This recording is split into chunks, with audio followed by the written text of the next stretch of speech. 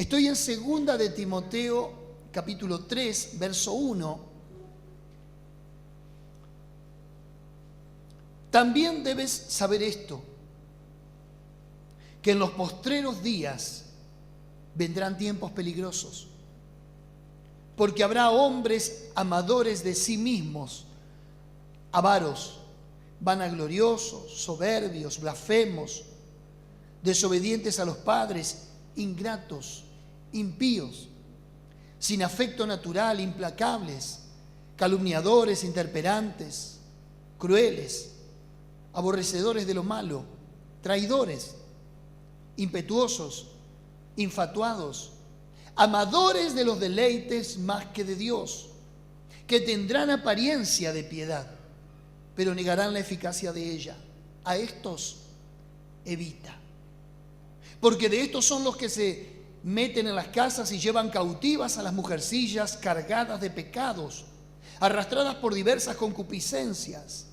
Estas siempre están aprendiendo y nunca pueden llegar al conocimiento de la verdad. Y de la manera que Janes y Jambres resistieron a Moisés, así también estos resisten a la verdad. Hombres corruptos de entendimiento, réprobos en cuanto a la fe. Mas no irán más adelante, porque su insensatez será manifiesta a todos, como también lo fue la de aquellos. Pero tú has seguido mi doctrina, conducta, propósito, fe, longanimidad, amor, paciencia, persecuciones, padecimientos, como los que me sobrevinieron en Antioquía, en Iconio, en Listra, persecuciones que he sufrido y de todas me ha librado el Señor. Y también todos los que quieran vivir piadosamente en Cristo Jesús padecerán persecución. Mas los malos hombres y los engañadores irán de mal en peor, engañando y siendo engañados. Pero persiste tú en lo que has aprendido y te persuadiste, sabiendo de quién has aprendido, y que desde la niñez has sabido las sagradas escrituras, las cuales te pueden hacer sabio para salvación por la fe que es en Cristo Jesús. Toda la escritura es inspirada por Dios y útil para enseñar, redarguir, para corregir, para instruir en justicia, a fin de que el hombre de Dios sea perfecto, enteramente preparado para toda buena obra. Te encarezco delante de Dios y del Señor Jesucristo, que juzgará a los vivos y a los muertos en su manifestación y en su reino, que prediques la palabra, que instes a tiempo y fuera de tiempo, redarguye, reprende, exhorta con toda paciencia y doctrina, porque vendrá tiempo cuando no sufrirán la sana doctrina, sino que teniendo comezón de oír, se amontonarán maestros conforme a sus propias concupiscencias y apartarán de la verdad el oído y se volverán a las fábulas. Claro, nosotros tenemos en nuestras versiones divididos los temas. Y no digo que esté mal.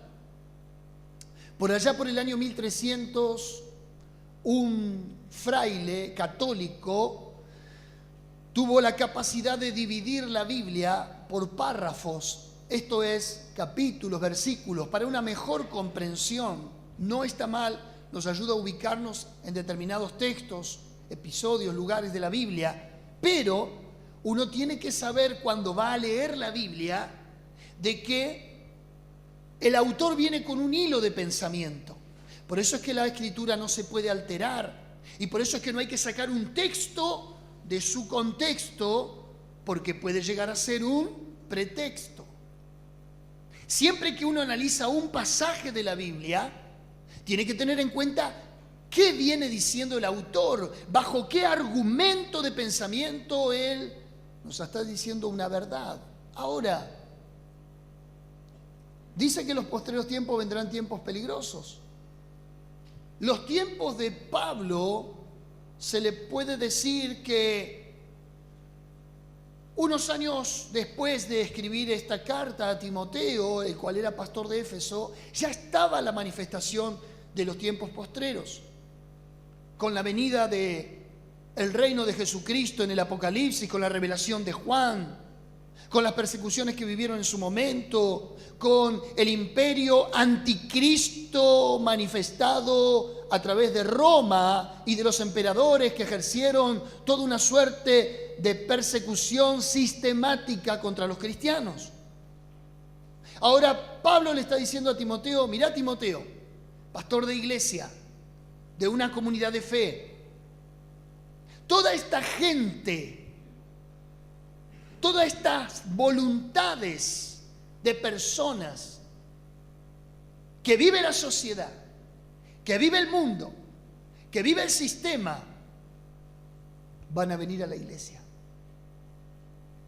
¿Quiénes son ellos? Gente aborrecedora de lo bueno, infatuados, impetuosos, traidores, amadores de los deleites, avaros, vanagloriosos, soberbios, blasfemos, desobedientes, ingratos, impíos. Y todas esas 13 cualidades negativas del hombre están dentro del conglomerado de la iglesia. Pastor, no es que la iglesia es la asamblea de creyentes apartados, no es que la iglesia es el conjunto de los santos. Sí, fuimos llamados a ser de Jesucristo. Pero hay una tarea y una labor convincente del Espíritu Santo en la que está trabajando un proceso de nuevo nacimiento y de regeneración en medio de todas estas conductas obsesivas, estas conductas desenfrenadas de cada uno de los que componemos la iglesia. ¿Quién más, quién menos tiene deformaciones como esta? Todos, en nuestro carácter. El pecado ha activado los sentidos más bajos del ser humano. Timoteo, vas a tener esta gente en la iglesia, porque es parte de la sociedad y es parte de lo que el Señor vino a buscar y a salvar, lo que se había perdido. ¿Está conmigo? La pregunta es, justamente por el grado de estas conductas, ¿qué hacer? Frente a las manifestaciones de estos temperamentos, ¿qué hacer? Ahí está la respuesta. Verso 14. Pero persiste tú en lo que has aprendido y te persuadiste, sabiendo de quién has aprendido y que desde la niñez has sabido las sagradas escrituras, las cuales te pueden hacer sabio para... Timoteo tenía la ventaja que tenía una madre judía y una abuela judía. Madre judía y abuela judía. Y él era hijo de padre griego, pagano. Pero su abuela y su madre, como dice en el capítulo 1, lo habían instruido. Su abuela Loida y su madre Eunice lo habían instruido en la fe. Le habían enseñado los parámetros, la regla de fe y conducta, que es la palabra de Dios. Él tenía una ética. Él tenía una moral. Moral es lo que soy para adentro, ética es lo que soy para afuera. ¿Me explico? Timoteo tenía parámetros. Un parámetro lo marca justamente la ley, la palabra de Dios. Ahora, él tenía cómo resguardar su comportamiento, su conciencia, sus inclinaciones hacia el mal, pero él debía enseñar a aquellos que venían estos mismos parámetros. Por eso le dice, verso 16, vos tenés un reservorio de la palabra de Dios que te hace sabio para salvación, te ayuda a discernir qué es esto, qué es aquello, esto está bien, esto está mal, marca los parámetros de tu conciencia, pero va a replicar en el verso 16 y a decirle, toda la escritura es inspirada por Dios y útil. No hay cosa más útil que la palabra de Dios en la vida de una persona. Dijo un predicador de muchos años atrás, ya fallecido, uno de los reformadores, dijo que la educación fuera de la palabra de Dios, lo único que hace es hacer bestias inteligentes. La educación fuera de la palabra de Dios es hacer más inteligentes a las bestias. Alguno podrá discrepar y decir, bueno, hay determinadas ciencias que nos ayudan a medir los comportamientos, las conductas, pero la palabra de Dios es la única que tiene capacidad de regenerar, de transformar. Mire lo que dice, es útil para enseñar, para redarguir, para corregir, para instruir en justicia, a fin de que el hombre de Dios sea perfecto. No tome la palabra perfecto como que debemos ser perfectos sin error alguno. La palabra griega traducida ahí es teleios, significa una persona madura, una persona completa, no perfecto. El único perfecto es Dios. Ahora, las conductas que tiene esta gente, Timoteo tenía la herramienta por excelencia para corregirlas, para trabajarlas, la palabra de Dios. No hay otra. No hay otra. No se puede tomar otro atajo. No se puede cortar camino. Y nosotros hoy vemos cada vez más, los que trabajamos con gente, todos esos instintos bajos que le mencioné, todas esas conductas obsesivas, las frustraciones, los complejos, los temperamentos deformados. ¿Por qué cree que cada vez crece más y más y más y más las consultas a los psicólogos, a los psiquiatras? ¿Cuántas más personas hay, haciendo una comparación con el pasado, que se psicoanalizan, que tienen ataques de pánicos, de fobias y de un sinnúmero de enfermedades psicosomáticas, justamente por el entorno que vivimos, por el grado de estrés, por las presiones, etcétera, etcétera, etcétera? Ahora, quiero que me acompañe al libro de Números, capítulo 11, porque esto no es nuevo, esto tiene una raíz desde que el hombre es hombre en el huerto del Edén, bajo su caída y bajo el pecado. Capítulo 11 de Números, versículo 10. Moisés mismo se sintió resistido, decía segunda de Timoteo, capítulo 3, por Yanes y Jambres. ¿Quiénes fueron Yanes y Jambres? Según el Talmud o las tradiciones judías dicen que Yanes y Jambres fueron dos ocultistas poderosos, dos brujos de alto rango. Fueron los que tiraron sus varas y las convirtieron en culebra. ¿Cuántos recuerdan eso? Y que luego Moisés tira su vara y la culebra o la vara de Moisés se devora a las demás culebras. Esos dos brujos también tenían el poder para convertir el agua en sangre. Esos brujos también operaban bajo el plano espiritual de maldad. Esos estaban directamente haciendo milagros por obra y artilugio de Satanás. Eran los consultores de Faraón, estaban en el palacio, eran ocultistas de alto rango. Ellos resistieron a Moisés. Y Pablo compara esa conducta diabólica y despiadada con la conducta con la que los hombres hoy se manejan en nuestro diario vivir, en nuestro sistema. Ahora, capítulo 11, verso 10, dice: y oyó Moisés al pueblo que lloraba por sus familias, cada uno a la puerta de su tienda. 2,5 millones de personas.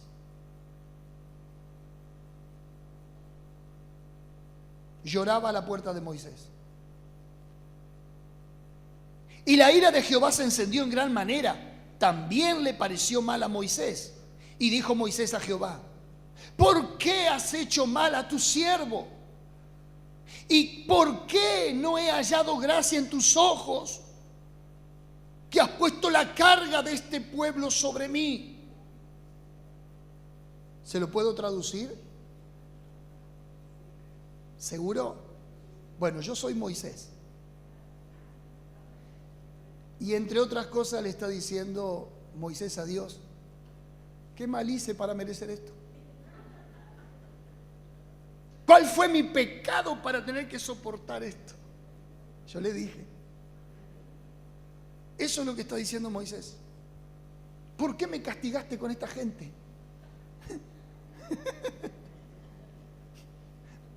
¿Tanto me amás, Señor? Eso está diciendo Moisés. Paráfrasis mía. Verso 12. ¿Concebí yo a todo este pueblo? ¿Lo engendré yo? Para que me digas, llévalo en tu seno, como lleva la que cría al que mama a la tierra de la cual juraste a sus padres. Como si fueran bebé de pecho esta gente. Usted no sabe lo que era. ¿De dónde conseguiré yo carne para dar a todo este pueblo? Porque lloran a mí diciendo, danos carne que comamos. No puedo, dice Moisés, yo solo soportar a todo este pueblo que me es pesado en demasía. Y si así lo haces tú conmigo, yo te ruego que me des muerte. Y si he hallado gracia en tus ojos, que yo no vea mi mal. Está diciendo a Dios, Señor, yo ya no puedo más con esta gente. Van a llorarme, van a quejarse, se rebelan contra vos, discrepan con vos, tienen actos de incredulidad, tienen arrebatos de idolatría. Cuando les levanto un monumento, ya lo están allí idolatrando. Cuando vengo con las tablas de la ley, los encuentro haciendo fiestas paganas, en orgías, en borracheras, en comilonas. Señor, basta de este pueblo, le está diciendo Moisés. Pero era el pueblo de Dios. Era el pueblo que Dios había sacado de Egipto. Aún bajo la ley y en el Antiguo Testamento, yo encuentro el lenguaje de la gracia de Dios. Aún bajo las miserias, la ley fue dada solamente para mostrarle al hombre que era pecador. Pero en la ley también estaba el mandamiento, los preceptos para agradar a Dios. ¿Por qué digo que es gracia? Porque la gracia es esto. Escuche lo que dijo Charles Spurgeon. El primer vínculo entre mi alma y Cristo no es mi bondad, sino mi maldad. No es mi mérito, sino mi miseria. No es mi sostenimiento, sino mi caída. No son mis riquezas, sino mi necesidad. El hombre necesita a Dios en todos sus aspectos. Aquí Moisés se está quejando, pero de algo que era obvio. A ver, Moisés, si te crees que Dios te llamó a pastorear ovejitas, a ver si crees que Dios te llamó a pastorear ángeles. No es ninguna novedad los berretines, los excesos, no es ninguna novedad esos arrebatos de conductas que tenía el pueblo. No es novedad, porque ya Pablo luego lo anticipó al decir, en los postreros tiempos vendrán hombres impíos, intemperamentales, aborrecedores de lo bueno, amadores de los deleites. Ya Dios lo estaba previendo. Cuando trabajamos con gente, trabajamos con deformaciones. Y la palabra de Dios dice, considerándote a ti mismo, como diciendo, vos también sos parte del montón. Y vos también humanamente al conducir tenés tu humana debilidad. Dios le da una solución extraordinaria a Moisés. Y le va a decir en el capítulo 11, verso 16.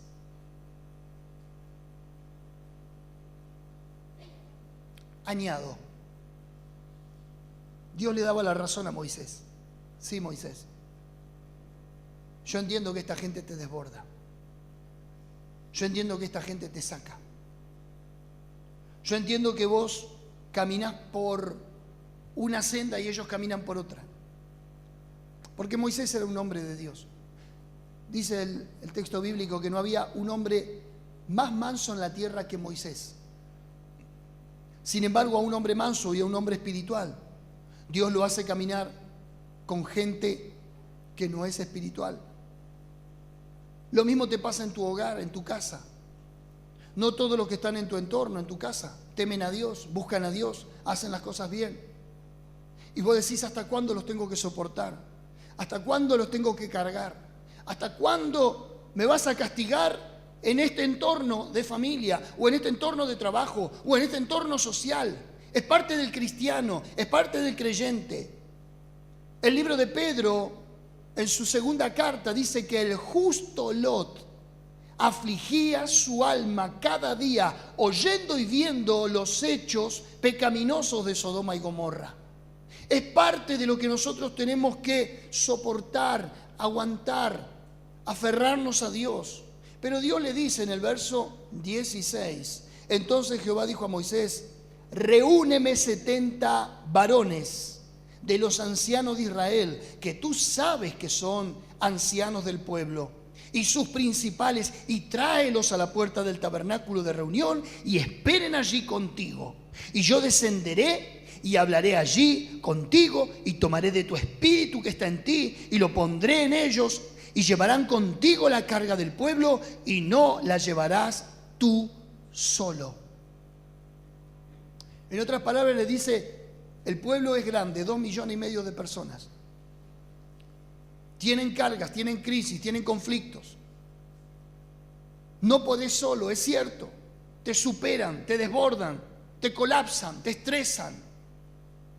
Pero te voy a formar un remanente dentro del pueblo. Te voy a formar un equipo de personas para que la carga se alivie.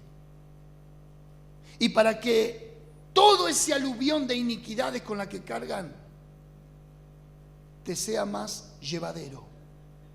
Y le va a decir, van a tener ciertas cualidades esas personas. Primero, reúneme 70 varones de los ancianos de Israel. ¿Por qué 70 ancianos? Está diciendo, rodéate de gente madura. Rodéate de gente con una mínima trayectoria de espiritualidad. Hacete de un grupo aliado de gente que no sean un problema, sino una solución. ¿Me estás siguiendo? No busques a cualquiera, busca 70 ancianos. Ancianos no necesariamente por la edad, sino por la madurez, por la espiritualidad, por la experiencia, por la trayectoria. Que no te traigan problemas, porque si eso que vas a elegir y eso que van a trabajar al lado tuyo te van a hacer un problema, mejor no sirve. Gente que tenga criterio, solución a la hora de que surja un problema. Primer requisito, diga conmigo, tenemos que ser maduros. Esta es la pequeña iglesia dentro de una sociedad. Este es el pequeño remanente que Dios tenía en Israel. Para los tiempos de Jesús, estos 70 ancianos seguían vigentes. ¿Tantos años vivieron? No. Cuando estos fallecían, ocupaban otros ese espacio. Los 70 ancianos son lo que menciona el Nuevo Testamento como el Sanedrín. Era la élite espiritual entre todos los judíos. Ahora, segundo requisito, verso 16. Primer requisito, gente madura, gente espiritual. Gente que no te traiga un problema, sino que gente que sea una solución a los problemas. Verso 16. Tráelos a la puerta del tabernáculo de reunión y esperen allí contigo. Esta gente, que se supone que se elegía de entre el montón, era madura, pero también era gente de altar. ¿Se anima a decir conmigo? Gente de altar. Gente que estuviera familiarizada con el tabernáculo. Gente que estuviera familiarizada con las cosas de Dios, con las cosas santas. Se supone, para que no quede mal yo, decíselo vos a que está al lado tuyo, se supone que tenés que vivir en la casa de Dios, servir en la casa de Dios. reúneme a estos 70 y esperen allí contigo. No sirve gente en la que uno tenga que estar diciéndole, ¿qué te pasa? ¿Cuánto hace que no venís a la iglesia? ¿Vos cuánto tiempo más vas a estar así? ¿Cuánta reserva espiritual te crees que vas a tener al no escuchar la palabra, al no venir a orar, no tener comunión con los hermanos? ¿Se imagina Moisés desde la tienda? A ver, el de la tribu de Judá, el de la tribu de Naftalí. No.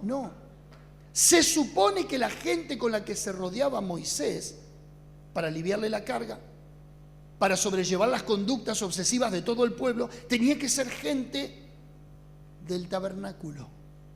Dijimos maduro, dijimos del tabernáculo, gente de altar, gente que se congrega, gente que ama la casa de Dios, gente que tiene vida espiritual, que no contempla perderse un culto, una reunión, que donde hay una convocatoria quiere estar porque quiere servir y quiere ser protagónico en las cosas que Dios hace.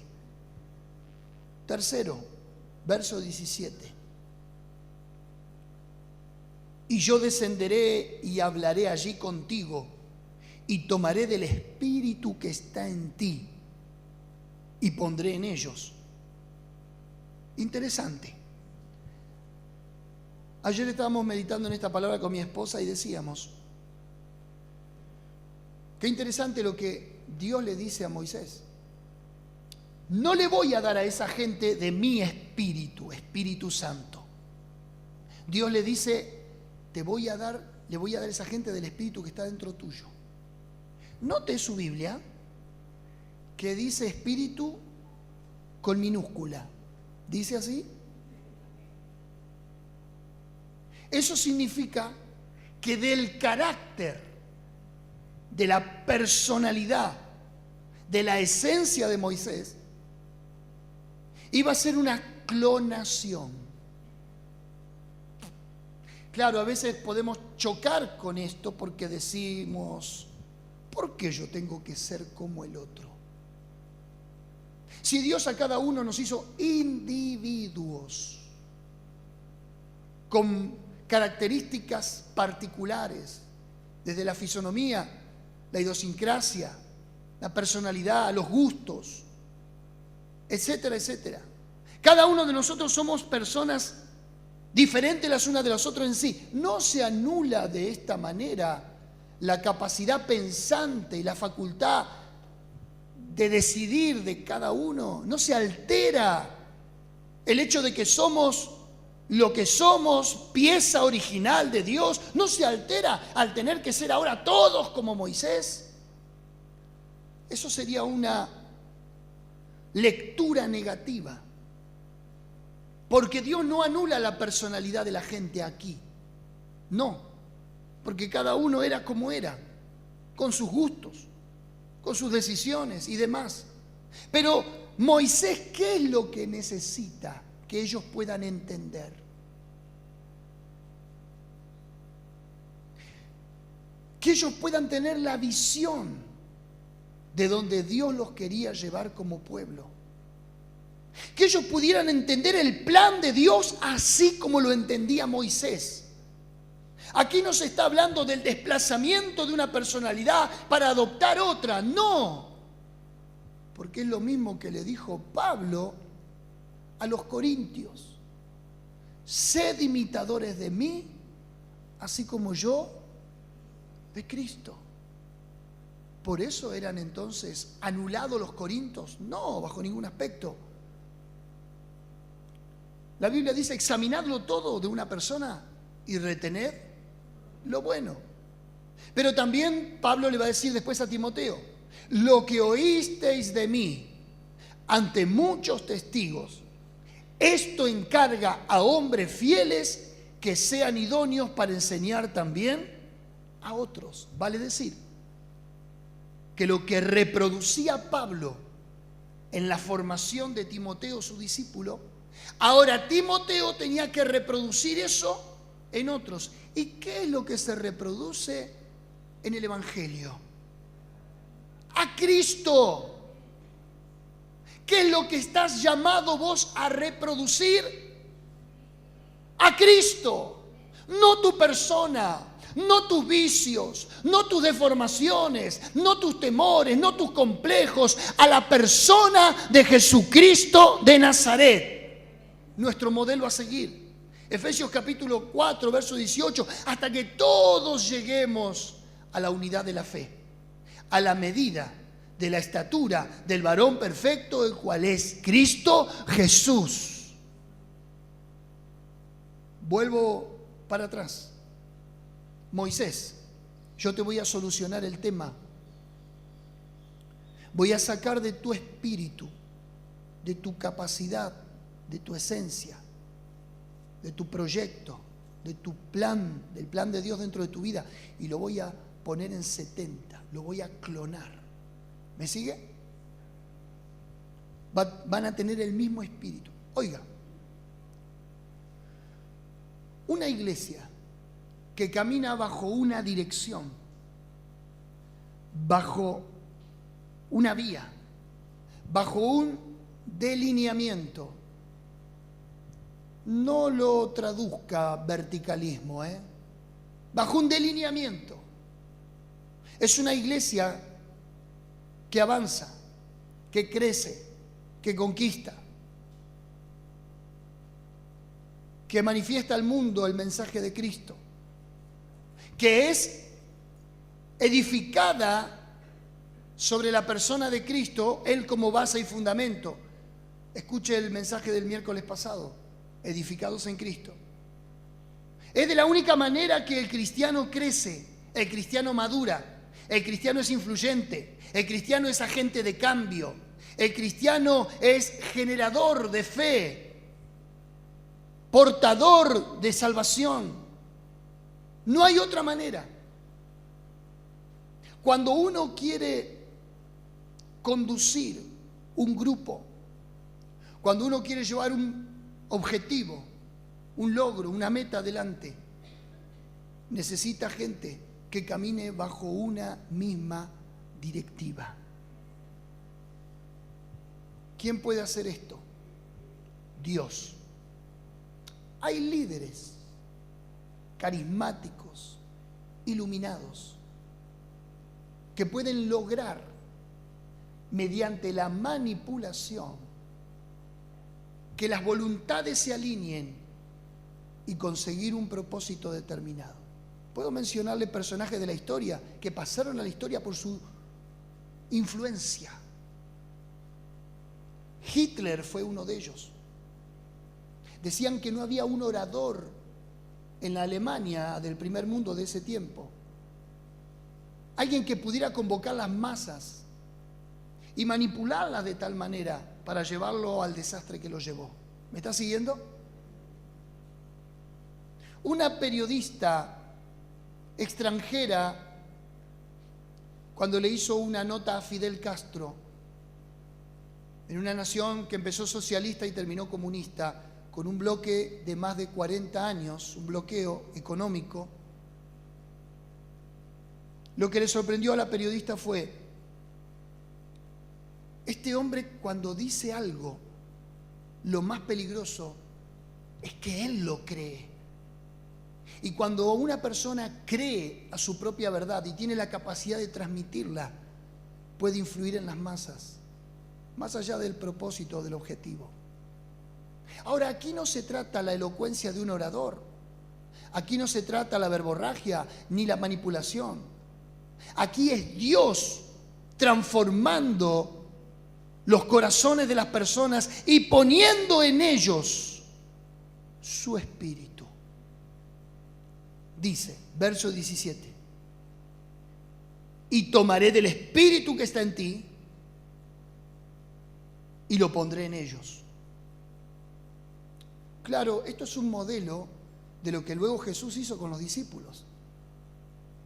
Juan capítulo 20, sopló el espíritu sobre los discípulos. Esto no es Pentecostés, Hechos capítulo 2, no. Y le dijo: así como os envío, id. A quienes les remitieren los pecados les serán remitidos, y a que se los retuvieren les serán retenidos. Y sopló sobre ellos el espíritu.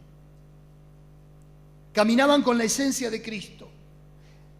Cuando lo escucharon hablar, dijeron: estos estuvieron con el que matamos, con Jesús, porque su modo de hablar los delata. Pensaban igual que el Maestro, actuaban igual que el Maestro, hablaban igual que el Maestro. Cuarto, verso 17. Y llevarán contigo la carga del pueblo, y no la llevarás tú solo. Cuando una persona camina bajo el espíritu de su líder, o de su pastor, o de su mentor espiritual, o quien fuere, hace carne las cargas del pueblo. Ya no son las cargas de Moisés, ahora son las cargas de todos compartidas. ¿Está ahí conmigo? Verso 25. Entonces Jehová descendió en la nube y le habló, y tomó del espíritu que estaba en él, y lo puso en los 70 varones ancianos, y cuando posó sobre ellos el espíritu, profetizaron y no cesaron. ¿Cómo pueden profetizar si dijimos que no era Espíritu Santo, que era el espíritu de Moisés? ¿Acaso la profecía no viene contemplado bajo los dones espirituales que los da el Espíritu, bajo esa prerrogativa? ¿Por qué profetizaron entonces? ¿Qué había en el espíritu de Moisés? Dios. ¿Qué había en el espíritu de Moisés? Profecía. ¿Qué había en el espíritu de Moisés? Proyecto de Dios, llamado de Dios, unción de Dios, revelación de Dios. Así que todo lo que tomaran del espíritu de Moisés, ¿qué era lo único que tenía? A Dios. Dios no necesitaba darle de su espíritu en exclusividad, porque ya al darle de la persona de Moisés estaba todo el combo completo para que llevasen una vida victoriosa. Profetizaron y no cesaron. ¿Qué creían que les iba a dar de Moisés? ¿Su mal carácter? ¿Su llanto? ¿Su queja? No, la cualidad con la que Dios lo había facultado. John Bunyan decía, uno de los puritanos del 1600, reformadores del protestantismo en Inglaterra, él decía: córtenme en pedazos y voy a desangrar escritura. Porque fue uno de los grandes predicadores de ese tiempo, fue uno de los grandes escritores iluminados por el Espíritu Santo. ¿Qué pasará si el Señor te hace una operación a corazón abierto? ¿Qué va a encontrar de esencia dentro tuyo? ¿Qué va a encontrar dentro tuyo? La palabra, a Cristo. Cristo es la palabra y la palabra es Cristo, ambas cosas. ¿Qué encontrará Dios dentro tuyo? Bueno, fue la preocupación de un pastor en el sur de los Estados Unidos que le agarró una enfermedad despiadada como el Alzheimer. Su padre pastor, su hijo pastor, su nieto pastor. Lo llamaron al hijo y le dijeron los médicos: mira, hay un problema. La enfermedad de papá está avanzada. No hay remedio, no hay cura para el Alzheimer. Hay varios tipos de Alzheimer.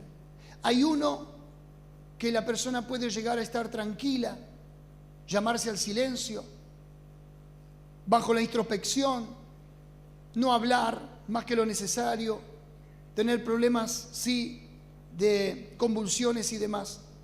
Pero hay otro tipo de Alzheimer que es el más despiadado, que es el que aflora la conciencia.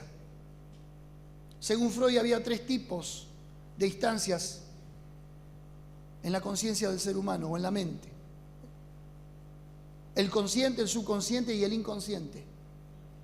Según la teoría de los médicos, el Alzheimer hace que se libere. El consciente es lo que nos conecta con la realidad. El inconsciente es lo que guardamos en el fondo, que es difícil traerlo a memoria en el momento inmediato. Son recuerdos reprimidos de la infancia, cosas que albergamos, que reprimimos, cosas que a lo mejor olvidamos con el correr del tiempo, cosas que la sinapsis fue interrumpida y no las podemos sacar a la luz en tiempo y forma. A papá se le va a liberar el inconsciente. Puede llegar a hablar las cosas más bajas, las palabras más deshonestas, los deseos reprimidos más impuros los puede llegar a publicar, hablando, diciendo.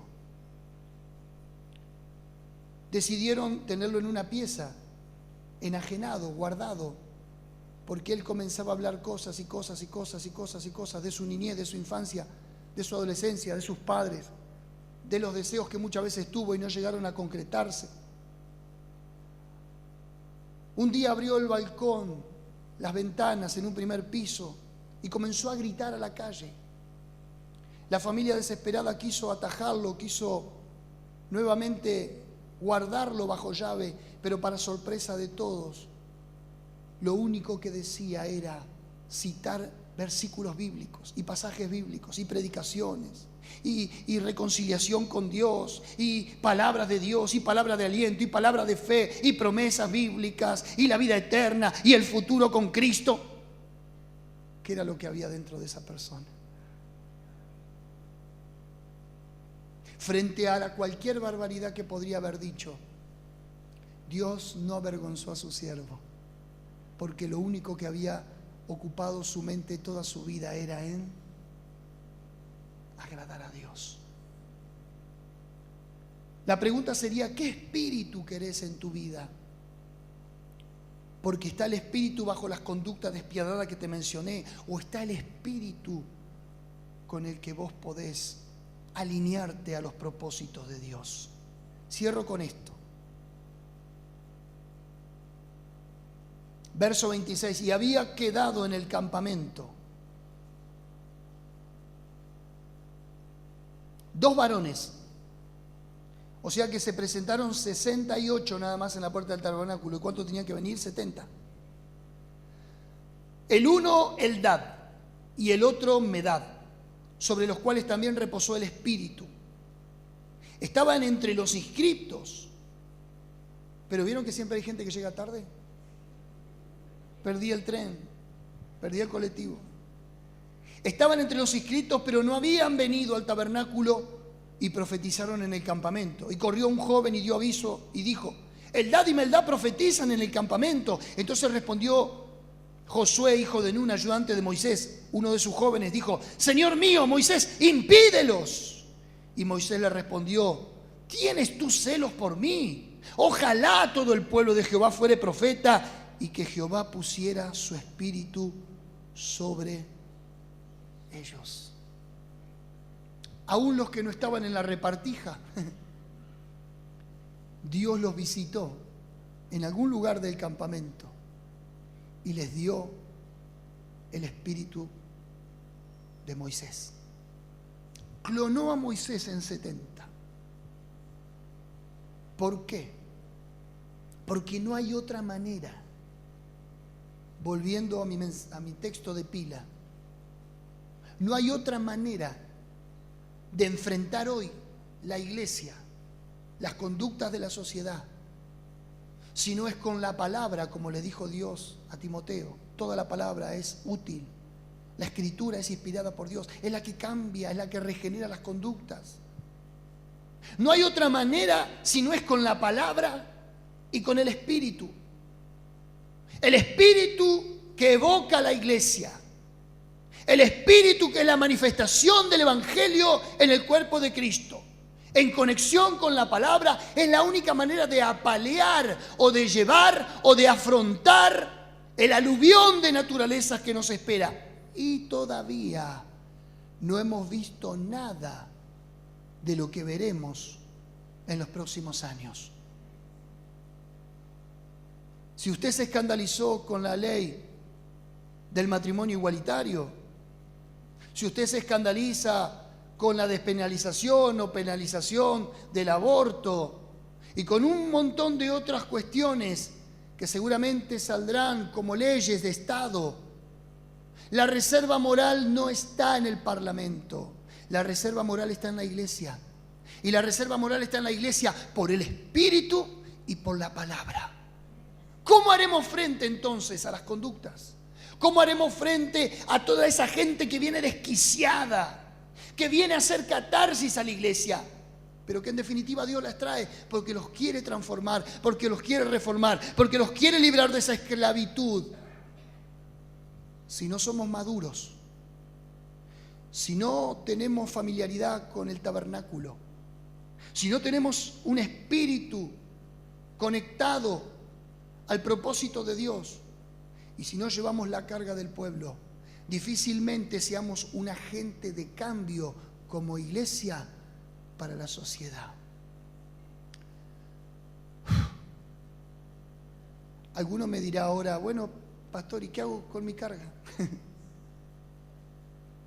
Yo creo que cuando viene la palabra y cuando viene el Espíritu de Dios sobre tu vida, vas a ser como estos 70.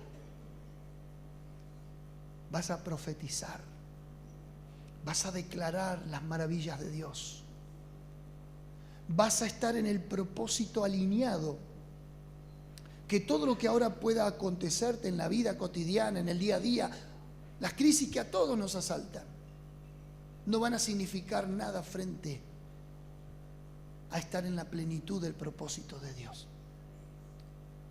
Cierro con esto. Dios necesita una iglesia relevante. Dios necesita una iglesia oportuna. Dios necesita una iglesia con respuesta. Dios necesita una iglesia no con problemas, sino con soluciones.